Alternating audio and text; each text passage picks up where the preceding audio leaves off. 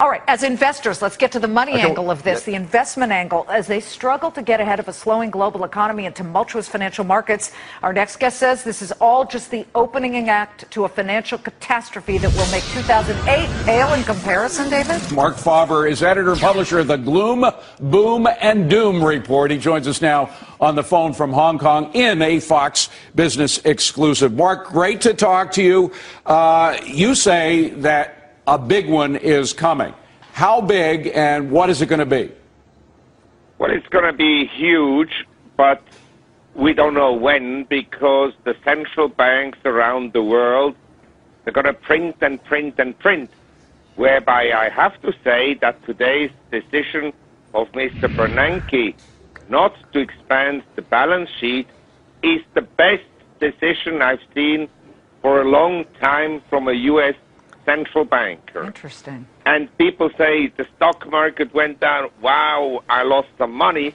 But the dollar went up. Yeah. We are international investors. We want to see a strong dollar. Never mind the stock market. And that's what happened. We got a strong dollar in the wake of it, even though the market fell down. But here's a three-year picture. We're way up off the three-year lows. But you say we will revisit and see an even worse move to the downside.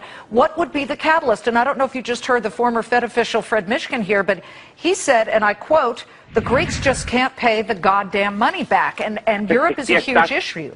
Look, Fred, I like him. He's a nice man. He's an economist. He's right. The Greeks, they cannot pay. But lots of people in the U.S. can't pay either. Most banks worldwide are bankrupt because if they had to mark to the market their assets, there would be no capital left. And that's reflected in the new lows of bank stocks today.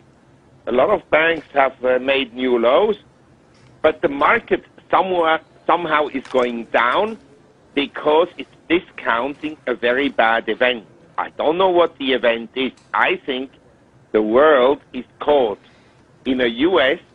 where, as Fred mentioned, there is not a lot of inflationary pressures on consumer goods, but energy prices are up, food prices up. Now, with zero interest rates, you know what will happen to your insurance premiums?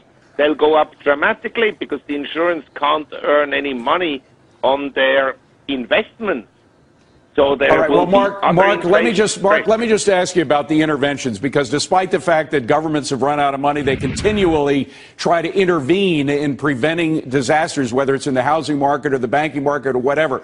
What happens if there's enough political pressure on those governments? It's happening here in the United States, not so much overseas, but it's beginning to overseas as well. If the public demands that they stop with the bailouts, what will happen then? Well, the best would be that there would be no government intervention. But it's gone so far that to reduce the intervention and to lower the deficit will cause temporary pain. And believe me, we're not talking about economics here. We're talking about an election. And Mr. Obama, he wants to get re-elected. And he'll do anything to get the vote. And to get votes, you have to hand out things. So for the next, say, 12 months, on the fiscal restraint, nothing will happen. Afterwards, who knows? If he's re-elected, it will continue handouts, handouts, handouts. If he's not re-elected, who knows what the next president will do. Marc Faber, live from Hong Kong, we thank you so